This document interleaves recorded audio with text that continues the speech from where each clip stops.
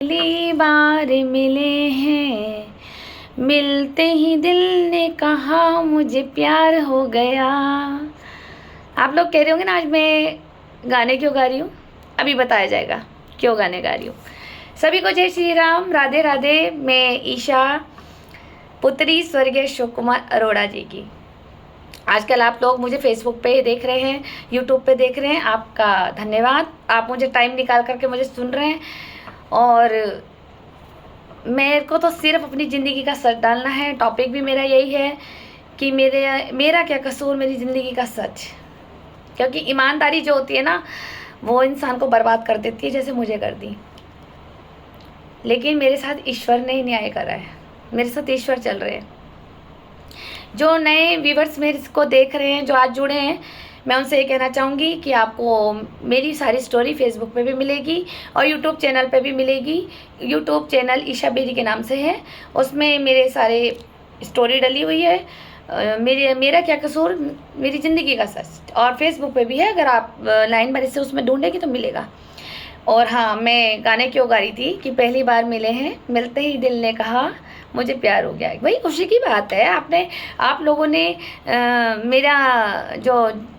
मेरा क्या कसूर, मेरी ज़िंदगी का सच पार्ट 10 देखा होगा, तो उसमें मैंने बताया है आपको लास्ट वीडियो में कि मेरे रिश्ता हो गया सचिन बेरी जी से। तो खुशी की बात है ना, क्योंकि उन्होंने मुझे पहली बार देखा था उसी घर में और मिलते ही यहाँ हो गई। तो गाना तो सेट बैठता ही है ना कि मिलते ही दिल ने कहा मुझे प्यार हो गया। तो यस हो गई थी शादी के लिए। ठीक है, हम भी खुश, वो भी खुश। और हम अपने घर आई गए थे। आपने लास्ट वीडियो में देखा ही था कि मेरी सास ने मुझे खाली हाथ दौड़ा दिया था, जाओ जी अपने घर जाओ, तुमने तो सब कुछ दे दिया, तुम जाओ। उसके बाद इन्होंने हमें बहुत जिद करी, कनाकत लग गए थे। अगले दिन से 16 कनाकने थे, शारदीय नवरात्रे आने वाले थे। तो इन्होंने कहा हमें श्राद्धों में ही शादी तो नहीं करते, तो आप श्राद्ध ख़त्म ही होते ही हमें शादी चाहिए चाहिए। बहुत जिद करी, बहुत जिद करी। क्यों? क्योंकि इन्हें इनसिक्योरिटी हो रही थी कि अगर लड़की ने जानकारी निकलवा ली या कुछ राज पता लग गई कि ये लोग कैसे, तो रिश्ता तो ख़राब हो जाएगा। सब चीज़ जो इनका प्लाटिंग थी शुरू से ही कि मकान कैसे हड़पेंगे और इसको कैसे अपने रोजगार में, देह व्यापार में इन्वॉल्वमेंट करेंगे, तो वो तो प्लान ख़त्म हो जाएगा ना इन लोगों का। तो इन्होंने बहुत जल्दी जल्दी मचाई। हमने भी कहा चलो ठीक है, कोई ऐसा दिक्कत भी नहीं थी। पापा हमारे लिए बेचल का पैसा कर गए थे, कोई ऐसी पे टेंशन वाली बात थी नहीं। हमने फर्स्ट नवरात्रि से शॉपिंग करी। शॉपिंग मैंने अपनी छोटी बुआ के घर से करी, बड़ी बुआ साथ थी मेरे। और सहारनपुर से मैंने सारा फर्नीचर, जेवर, कपड़े सब वहीं से बनाए, क्योंकि एक सर पे बड़ा होना चाहिए था। मुझे ये लगा क्योंकि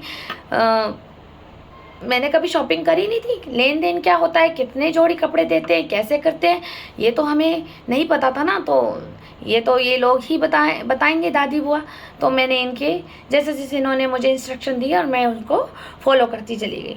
कौन कौन से कपड़े लेन देन हैं, कैसे देने हैं। अच्छा, हमने कोई कपड़े इतने बेकार भी नहीं दिए, सियाराम कंपनी के कपड़े दिए हैं, तो भी इनको हजम नहीं हुई इज्जत हमारी। और आप लोग जानते हैं सियाराम कंपनी का भी ब्रांड क्या है। उसके हर एक दुकान का मेरे पास बिल है सहारनपुर का। मैंने कितने कपड़े लिए, मैंने कहाँ से जेवर लिया, मैंने कहाँ से फर्नीचर बनाया, कहाँ से मैंने कपड़े की अलमारी ली। मेरे पास आज भी सारे दुकानदार वालों के रसीद, पर्चियाँ सब मैंने ले ली थी। क्यों? क्योंकि मुझे लग रहा था कि अगर कोई चीज़ सामान ख़राब निकल जाए या हमें चेंज करना हो, तो हमारे पास एक प्रूफ हो कि हमने उनकी शॉप से लिया है। हमने शॉपिंग शुरू कर दी पहले नवरात्रे से। और उसके बाद मेरी शादी जो निकली वो रामनवमी पे निकली। मेरी जब अष्टमी आती है नवरात्रों में, तो मेरी एंगेजमेंट हुई उर्मी होटल में, और रामनवमी पे मेरी शादी हुई। और दशहरा मैंने अपने पति के साथ देखा। तो जब दशहरा अपने पति के साथ रावण जाके देखा, तो तभी तो मुझे विभीषण जैसे भाई यहाँ मिले और सुपनखा जैसी लोग मिले यहाँ पर।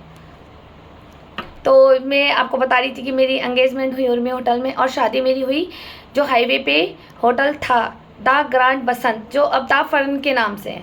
मेरी शादी वहाँ हुई है। सारी एल्बम, सारी वीडियोस मेरे पास है अपनी शादी की। ये मुकर नहीं सकते कि मैंने शादी कितनी धूमधाम से करी। अब मैं आपको स्टोरी बताऊंगी कि शादी से पहले इन्होंने क्या क्या प्लानिंग प्लॉटिंग मेरे साथ करी। रिश्ता तय हो गया, मैं शॉपिंग करके आ गई। 4 दिन लगे थे, क्योंकि जब पैसा होता है बंदे के हाथ में तो कोई ऐसा दिक्कत नहीं होती है कि दिन में कपड़ों की शॉपिंग हो गई, जेवर की शॉपिंग हो गई, सब चीज़ हो गया। 4 दिन हमारे लिए बहुत थे जो हमने सहारनपुर में करी और हम हरिद्वार आ गए। मेरी शादी को शायद 3-4 दिन होने वाली थी, 5वां नवरात्रा था शायद। तो अब देखिए, इन लोगों का फ़ोन आता है, हमें 4 व्हीलर कार चाहिए, और उन दिनों में ब्रेजा गाड़ी चलती थी जिसकी मैंने कभी शक्ल भी नहीं देखी थी। कोई ब्रेजा गाड़ी चलती थी उन दिनों में, नया शोरूम खुला था, जो भी होता होगा गाड़ी के बारे में मैं ज़्यादा जानकारी नहीं रखती हूँ। इन्होंने कहा कि लगभग 9-10 लाख की गाड़ी है और परसों तो एंगेजमेंट है, तो तुम मुझे तो अच्छा लगेगा कि तुम गाड़ी दोगे तो कितना मान सम्मान बढ़ेगा तुम्हारा, ये मेरी सास ने बोला। मैंने कहा अच्छा, तो बोली कि हाँ देख लो। मैंने कहा नहीं, मेरे को ना स्कूटर पे घूमने की आदत है, क्योंकि हमारे पिताजी भी स्कूटर में लेके जाते थे। कहती अरे क्यों, तुम नहीं चाहोगी कि तुम्हारी मम्मी एसी गाड़ी में बैठ के जाए? तुम नहीं चाहोगी काके के साथ घूमने जाओ? काके मेरे हस्बैंड का नाम है घर का, काके के साथ तुम बाहर घूमने जाओ, हनीमून पे जाओ, तुम्हें कैसा अच्छा लगेगा? तो मैंने कहा तो तुम लो ना गाड़ी फिर उसके लिए। बस इनको ये वहाँ से पता लग गया कि लड़की तेज़ है और जवान चोरी करती है। मैंने कहा आंटी एक बार बताओ, मेरे पापा ने पैसा दे के गए हैं, तो वो गाड़ी खरीदने के लिए नहीं दे गए, वो पैसा मेरी मम्मी, मेरी बहन और मेरे लिए भविष्य के लिए छोड़ के गए हैं वो, क्योंकि उनकी 1-1 रुपये में मेहनत है बेचल की, 1-1 रुपये की। ठीक है, मैं उसको ऐसे बर्बाद नहीं होने दूंगी। मैं 10 लाख की गाड़ी, अपनी सारी एफडियाँ, मम्मी की एफडियाँ तोड़ के मैं तुम्हें गाड़ी दे दूंगी, तो मेरी माँ क्या गुरुद्वारे जाएगी रोटी खाने? मैं ये काम नहीं करूँगी। मैंने फ़ोन काट दिया। फिर मैंने अपने हस्बैंड को फ़ोन करा, यानी सचिन जी को। मैंने कहा ऐसे ऐसे मम्मी डिमांड कर रही है, मैं रिश्ता तोड़ सकती हूँ, मैं दहेज के लालची लोगों से शादी नहीं करूँगी। कार्ड छप गए हो छपे, मुझे कोई फ़र्क नहीं पड़ता, लेकिन इन लोगों ने मुझे पता नहीं क्या किया, क्योंकि ये तो लोग कराते ही हैं जादू टोना टोटका। मम्मी मौलवियों से जाके, वो उन मौलवियों को मैंने पकड़ा, देवबंद जाके उनको पकड़ा, मेरठ पकड़ा, सहारनपुर पकड़ा, बहुत सारे मौलवी हैं इनके पास। उन्हीं मौलवियों ने तो बताया कि तुम्हारे ऊपर क्या क्या नहीं कराया इन्होंने, हमें ये नहीं पता था कि तुम इनकी बहू हो। मम्मी ने कराया मेरे ऊपर सारा, काका जी को तो पता ही नहीं टोटके क्या होते हैं। तो उसके बाद इनका फिर शाम को फ़ोन दोबारा आता है, हमारी सास रूमा बेरी जी का। चलो कोई बात नहीं, तुम्हें बुरा लग गया है, ऐसी बात मत करना, कोई बात नहीं, अरे गाड़ी तो हम भी बना लेंगे, कोई टेंशन नहीं। हुई होगी पीछे, मेरे पीठ पीछे इनकी फैमिली में बातें कि भाई ये रिश्ता टूट जाएगा तो फिर सब कुछ छिन जाएगा। भैया सब में इन्वॉल्वमेंट है, इसको शादी में तो हाथ तो सभी सेकेंगे ना। तो इन्होंने कहा कि एक काम करो तुम, अच्छा बाइक दे दो। तब रॉयल इनफील्ड चलती थी 1.5 लाख रुपए की। इन्होंने कहा कि तुम बाइक दे दो और नई बाइक पे तुम जाओगे, कितना अच्छा लगेगा ये वो। मैंने कहा मेरे घर में जेंट्स नहीं है, मेरी शादी परसों है, मैं बाइक खरीदने जाऊंगी, तो इससे अच्छा है कि अक्टूबर में शादी हो रही थी, 23 अक्टूबर को मेरी शादी हुई है, 23 अक्टूबर 2012 में। लोहड़ी आने में कितने महीने, 2-3 महीने लग रहे हैं, जनवरी में लोहड़ी आ जाती है। तो मैंने कहा मैं लोहड़ी पे दे दूँगी अपने हस्बैंड को गिफ्ट। इन्होंने बहुत जिद करी, नहीं ये वो, और इन्होंने मुझसे 1.5 लाख रुपया ले लिया। मम्मी रूमा बेरी जी के अकाउंट में है, आज भी वो प्रूफ है मेरे पास।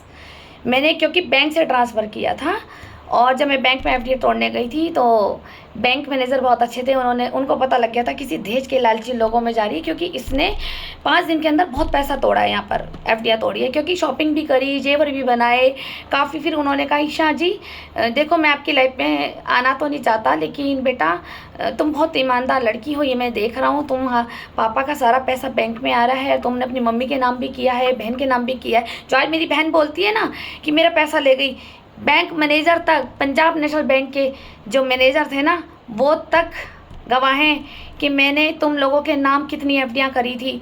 मुझे झूठ बोलोगे ना तो परमात्मा के डंडे तुम्हें अब पड़ने वाले हैं।